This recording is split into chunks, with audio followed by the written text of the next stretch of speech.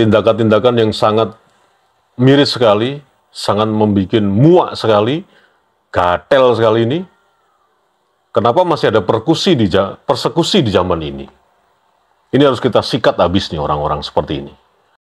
Assalamualaikum warahmatullahi wabarakatuh. Ini ada kabar terjadi lagi persekusi di wilayah Samarinda, Kalimantan Timur.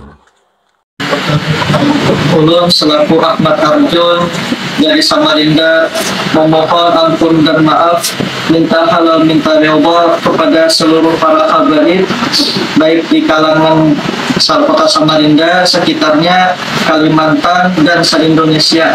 Ulun minta ampun, minta maaf, minta halal, minta ridha, sekali lagi lawan pian berataan. Dan yang kedua, ulun minta ampun, maaf, minta halal, minta ridha kepada seluruh guru-guru yang ada di kota Samarinda, di Kalimantan, dan se-Indonesia. Dan yang ketiga juga, ulun minta ampun, minta maaf, minta halal, minta ridha kepada senior-senior ulun, alumni Darussalam Martapura, dan kekawanan-kekawanan ulun seberataan, dan guru-guru ulun yang mengajar di Darussalam Martapura. Kalau minta ampun, minta maaf, minta halal, minta ridha lawan berataan. Namun persekusi ini cukup unik. Seorang muhibin yang mengaku muhibinnya Gus Fuad Pleret, ini gara-gara membuat story di Facebook akunnya, ya dianggap sebagai penghinaan terhadap Ba'alawi. Dan para antek-anteknya, dan para cecunguk-cecunguknya, dan para jongos-jongos yang ada di Samarinda sana, itu merasa keberatan. Dan akhirnya memanggil muhibin ini. Kemudian persekusinya bukan ditabok, bukan dianiaya istilahnya, bukan main fisik lah, tapi ditaruh di depan jamaah para antek-antek Ba'alawi ini. Kemudian disuruh meminta maaf. Kemudian sambil menangis, memohon-mohon ampun bahwa story di Facebooknya ini menghina Ba'alawi. Yang kita soroti adalah, ini bingung ya kita ini.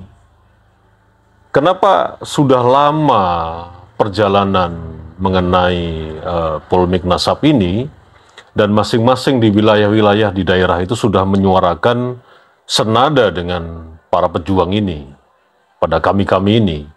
Dan kita lihat kemarin belum lama juga PCNU se-Solo Raya melakukan tindakan yang masif agar semua Habib itu diblokir semua di wilayah se-Solo Raya agar tidak melakukan aktivitas-aktivitas ndawir atau ngamen, dan melakukan penelitian juga terhadap makam-makam yang diduga dipalsukan, nama belakangnya dibikin Ba'alawi.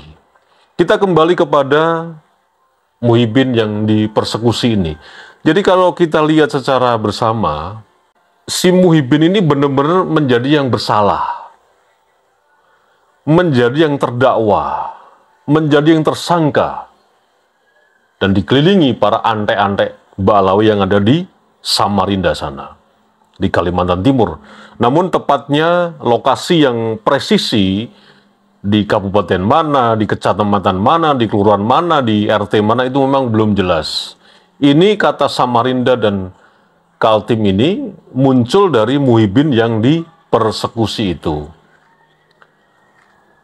Kalau kita bandingkan dengan Pulau Jawa, dari Jawa Timur sampai ke DKI, saya yakin sekali masyarakat awam yang sampai hari ini ada yang merasa sungkan, ada yang merasa tidak enak, seperti tokoh-tokoh NU yang ada di se-Solo Raya itu, yang akhirnya mau tidak mau mengatakan yang sebenarnya untuk menolak atau memblokir Habib.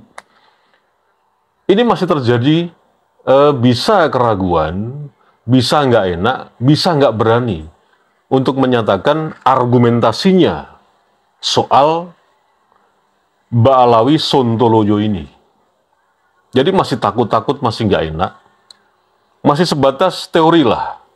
Karena nanti takutnya ya contoh yang ada di Samarinda Kaltim, dipersekusi tapi dengan format bukan persekusi, tapi seolah-olah si Muhyiddin ini adalah yang tersangka, yang terdakwa dan akhirnya memohon maaf. Nah, kita bicara kultur sekarang. Apakah jarak karena ada perbedaan waktu? Kalau nggak salah gitu ya, di Kaltim ini apakah ada perbedaan waktu mungkin 1 jam dengan di Jawa? Seperti yang ada di Provinsi Sulawesi Selatan, itu ada memang perbedaan 1 jam dengan di Jawa. Perbedaan 1 jam ini, apakah itu mengakibatkan informasi yang datang itu selalu terlambat? Akhirnya informasi-informasi yang itu penting, itu datangnya selalu terlambat. Dan akhirnya pemahaman kan jadi beda. Terlambat memahami berita, apalagi menerima berita. Itu dari sisi waktu. Kalau dari sisi kultur, ya karena di sana itu mungkin daerahnya tidak seperti di Jawa ya, yang semua itu adalah satu dengan yang lainnya itu terintegrasi. Artinya di sini masih banyak isolasi-isolasi penduduk ini mengakibatkan ya akhirnya penduduk dengan satu yang lain tidak cepat dalam menginformasikan peristiwa-peristiwa apalagi yang menyangkut tentang rungkatnya Ba'alawi Sontoloyo ini, dan masih di sana diyakini sebagai orang yang mempunyai keahlian tentang surga, yang bisa menjamin surga. Jadi, ya masih banyak sekali di sana itu, di Samarinda atau di Kaltim itu, antek-antek Balawi yang sampai hari ini memang menyembah, memberhalakan seorang Habib. Ketika dikritisi, ketika disuarakan, membuat story-story seperti membuat status dan lain sebagainya, itu mereka, si antek-antek Balawi ini tersinggung dan akhirnya menciduk Muhyiddin tersebut. Nah ini, gimana caranya ya ini ya? Daerah-daerah yang masih terisolasi dengan informasi ini, memang sangat sulit agar orang-orang itu punya keberanian untuk menyuarakan kebenaran, bukan mencari pembenaran. Ya mau nggak mau, di-up terus ini. Kasus-kasus persekusi yang seperti ini harus di-up terus. Kita lawan terus. Kita nggak bisa diam. Karena perlakuan ini kok jadi mirip kayak feodal gitu loh. Orang dihakimi di depan massa, suruh minta maaf, suruh membuat pernyataan, suruh menandatangani pernyataan. Ini kan kayak feodalisme. Dan hari gini masa masih berlaku feodalisme?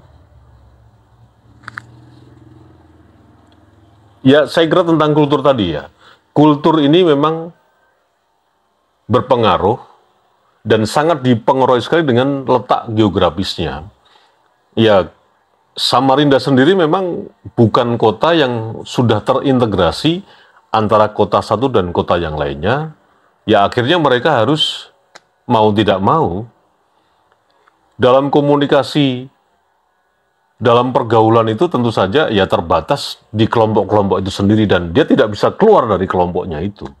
Ya akibatnya menjadi kuper, menjadi baperan, menjadi bungul dan lain sebagainya.